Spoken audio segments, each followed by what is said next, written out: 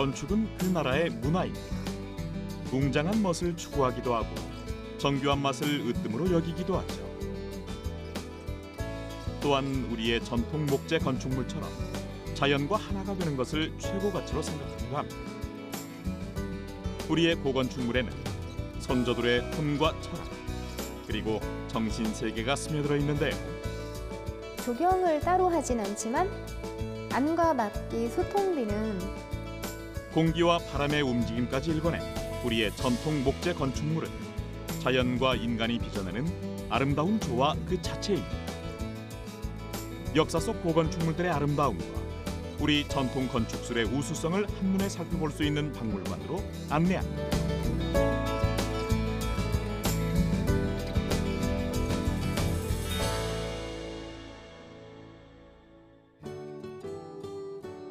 충청남도 예산군 덕산면에 위치한 한국 고건축 박물관.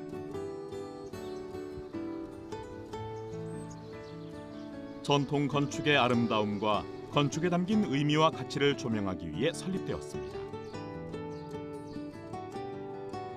전국의 유서 깊은 문화재와 사찰을 축소해 놓은 실물 모형이 가득한 이곳에 오면 자연과 하나 되고자 했던 우리 선조들의 숭고한 철학을 느낄 수 있는데요.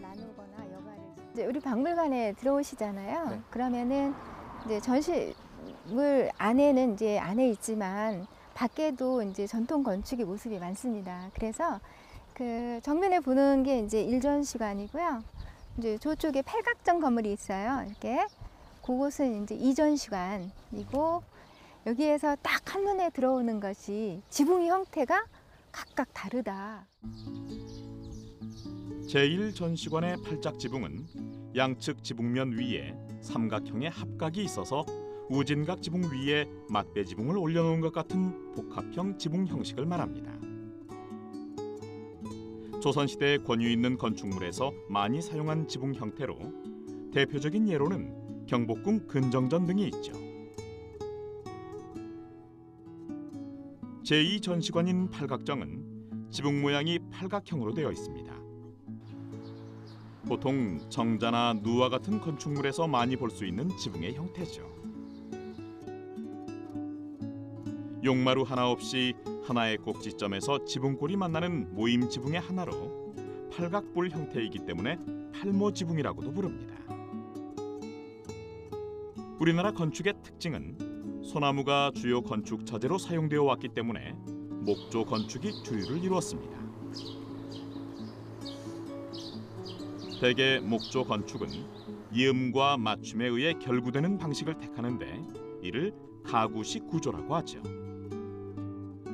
뿐만 아니라 우리 선조들은 자연 경관을 해치지 않는 자연 친화적인 건축을 선호했습니다. 때문에 목재를 비바람과 병충해로부터 보호하는 704의 하나인 단청 역시 건물의 격과 쓰임에 따라 내용을 달리했죠. 우리나라의 주요 건축 자재인 소나무는 수액이 많고 점성이 매우 강하기 때문에 목재가 비틀어지기 쉽고 다듬고 손질한 뒤에 변형이 많으며 정밀한 부재를 만들기 어렵다는 단점이 있습니다. 하지만 주위 경관에 알맞게 조화되며 조형 미술로서 번잡하지 않고 균형 잡힌 안정감이 넘친다는 것이 장점이죠. 그럼 이제 시대와 장소를 뛰어넘는 전통 건축물들이 수려한 자태를 뽐내고 있는 제1전시관으로 가봅니다.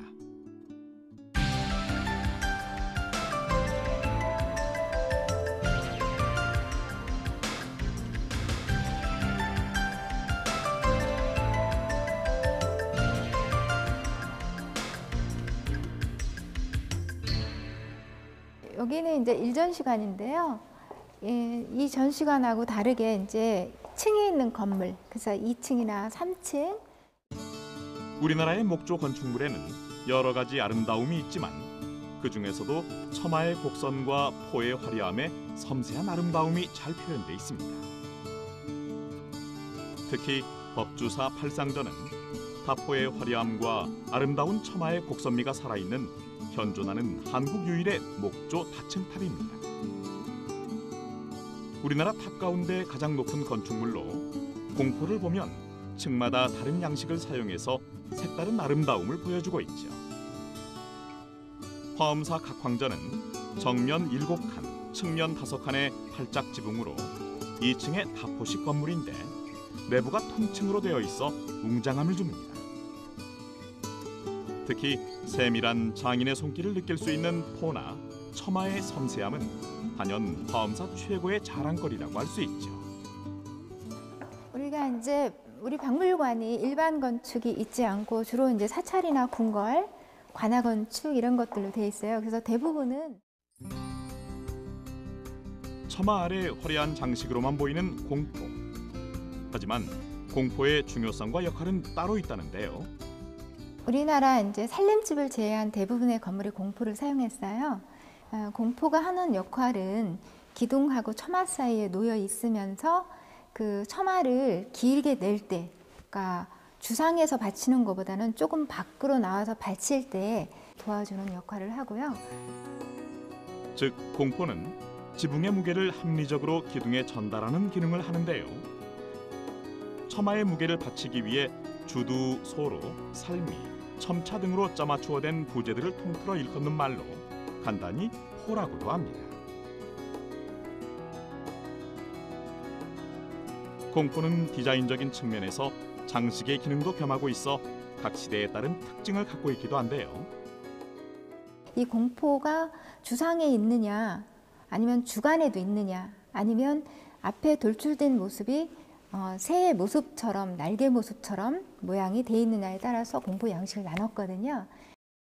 공포 양식은 주심포식, 다포식, 입궁식으로 나눠지는데 주심포식은 기둥 위에만 공포를 배치하는 것으로 고려 시대에 주로 사용되었고, 다포식은 기둥 위는 물론 기둥과 기둥 사이에도 공포를 배치하는 형식으로 조선 시대에 주로 사용되었습니다. 그리고 입궁식은 주심포식 중에서 새 날개 모양의 부재를 끼운 공포 형식이죠. 앞에 보는 건물이 이제 수덕사 대웅전입니다. 고려시대 건축물인데요. 수덕사 대웅전은 현존하는 고려시대 건축물 중 특이하게 백제적 곡선이 보이는 목조 건축이라 할 수 있습니다. 고려시대 건축물답게 맞대 지붕의 기둥 상부에만 공포가 놓여 있는 주심포 양식을 하고 있죠.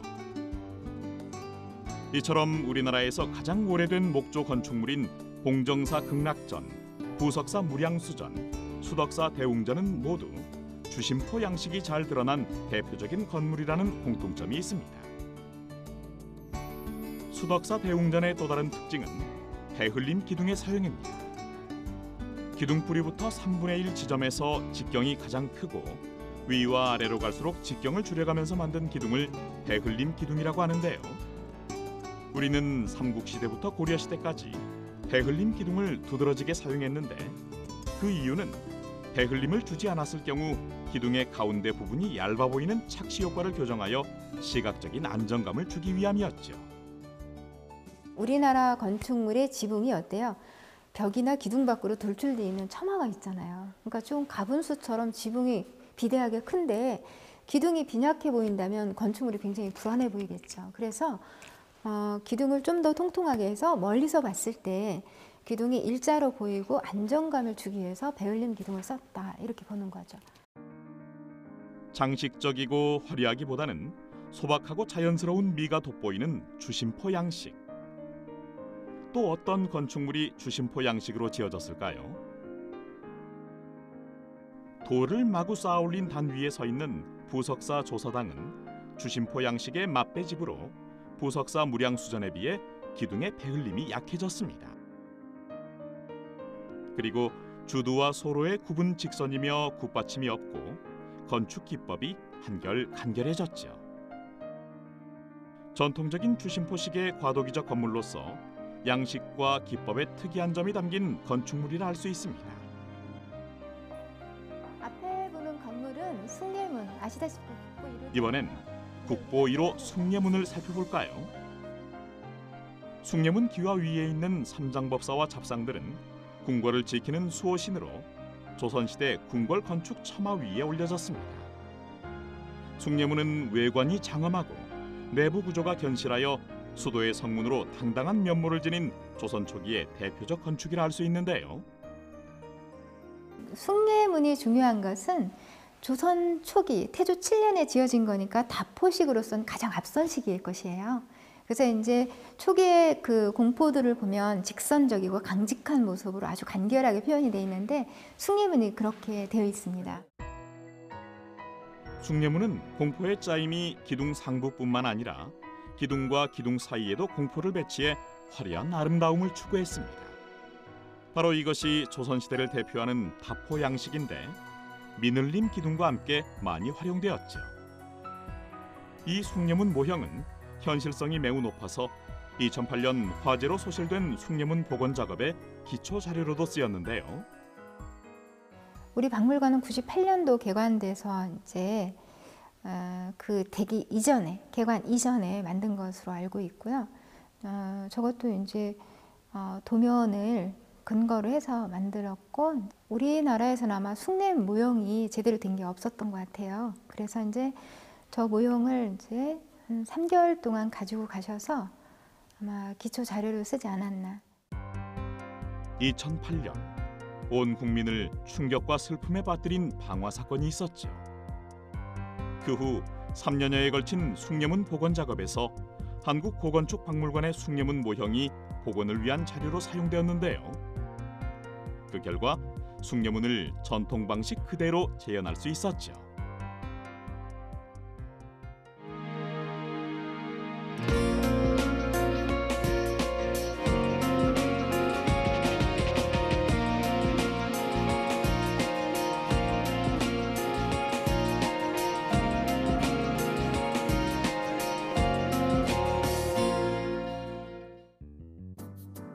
이곳 박물관에서는 목재 블록을 조립해 전통 건축물을 만드는 체험도 즐길 수 있습니다. 석가래를 이용하여 지붕을 만드는 데 열중한 가족 체험단. 석가래는 경사에 따라 도리에서부터 처막 끝까지 건너지는 나무로 지붕 구조에서 갈비뼈에 해당한다고 할 만큼 중요한 부재입니다. 석가래를 하나하나 얹다 보니 어느덧 지붕 형태를 갖췄는데요. 지금 만들고 있는 건축물은 무엇일까요? 간단한 민돌이집이에요. 제일 간단한 입궁이나 서민들이 사는. 근데 간단하지만 만들어 보면 제일 간단한 집이 아니에요. 힘들어요. 안에는 정말 복잡한 구조로 되어 있죠. 우리나라 목재 고건축은 대부분 나무못을 거의 사용하지 않는 목재끼리의 결합으로만 만들어집니다.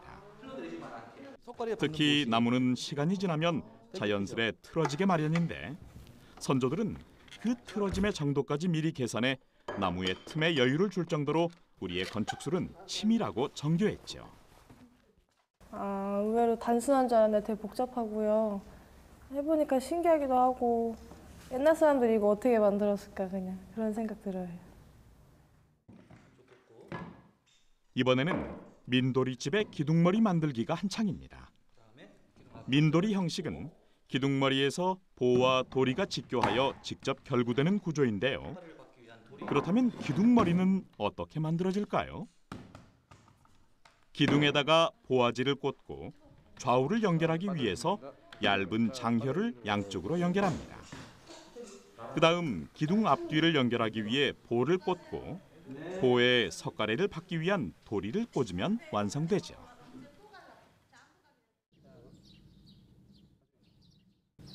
앞에 있는 건물은 그 다른 건물과 조금 다르잖아요. 그러니까 이제 각이 많이 있고 그런데 앞에 보이는 모구당은 창덕궁에 있는 부용정이라는 정자의 모습을 따서 살림집처럼 지은 것인데요.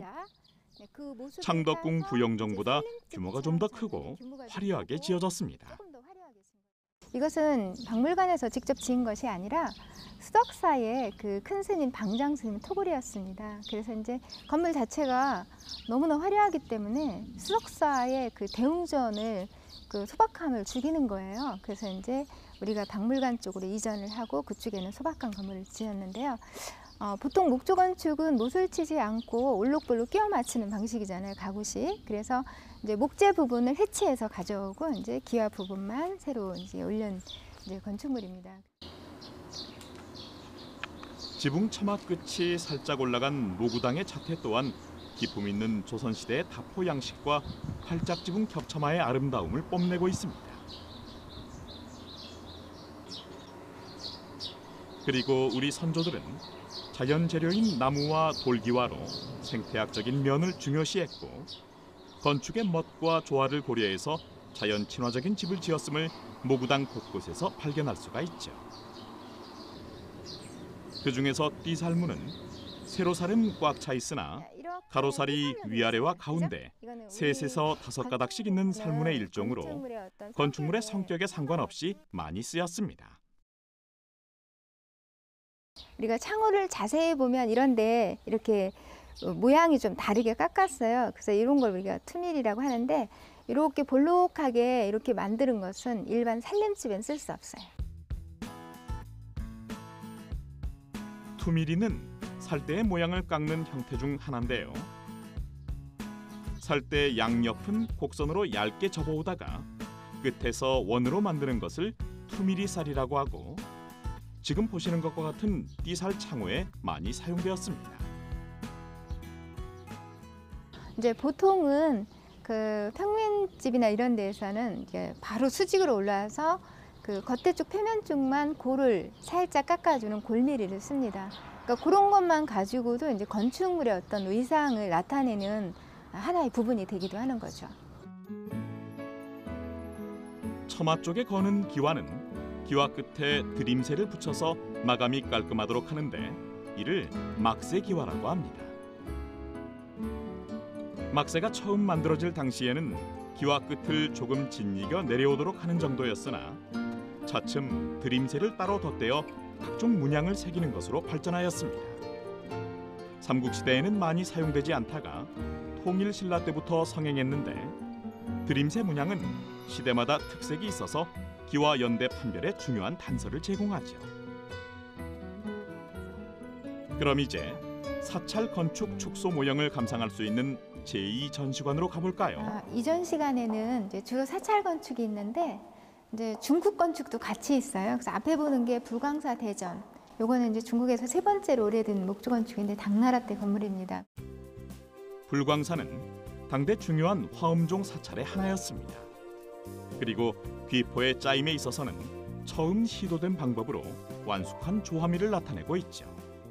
앞에 있는 이 부제가 사선으로 밑을 바라보고 있다. 그래서 이것을 하앙식이라고 합니다. 사이에 공포가 있는 하앙, 이제 하앙이라고 부르는 돌이 바로 밑에 있는 살미 부제가 석가래와 같은 경사를 가지고 처마돌이와 주돌이를 지렛대 형식으로 받치고 있는 공포 형식을 하앙 형식이라고 합니다. 하나의 지렛대 원리를 합니다. 북한에 소재하고 있는 정양사 약사전은 조선 후기 건물로서 조각이 많고 빈틈없이 금단청을 하여 화려하게 장식되었습니다. 육각형 지붕의 특이한 건물로 집안에는 하나의 대들보도 되지 않았는데요. 내부는 천장 꼭대기까지 13포나 되게 화려한 두공을 짜올려 천장을 대신케 하고 살미는 꽃가지형으로 연꽃과 연잎을 형상화하여 마치 활짝 피어난 꽃밭을 보는 듯하죠. 단청이 창건시의 모습을 보여주고 있으며 고려시대의 요소를 지니고 있어 건물과 함께 중요한 회화 자료로 주목받고 있는 홍정사 대웅전. 원래는 2층 전각이었으나 광무 8년에 화재로 소실된 후 1906년에 단층 전각으로 중건되어 오늘날에 이르고 있는 덕수궁 중화전. 고려시대의 대표적인 건축물로서 배흘림 기둥과 기둥 위에만 공포를 쌓는 주심포 양식의 기본 수법을 잘 남기고 있는 부석사 무량수전. 우리나라 유일의 3층 법당이지만 내부는 통층으로 되어 있는 금산사 미륵전까지. 전통과 문화가 고스란히 녹아있는 우리의 고건축물은 중요한 역사적 자료입니다. 많이 소실됩니다. 그래서 다시 짓게 되는데 이제 앞에 보는 것은 건축물들을 기와 흙벽, 단청 없이 목조 얼개로만 전시하고 있어 건축물들의 진짜 모습을 볼 수 있는 한국 고건축 박물관. 우리나라 고건축물의 우아한 아름다움이 깃든 내부 모습을 속살 그대로 감상하다 보면 우리 선조들의 우수함에 감탄하게 된다는데요.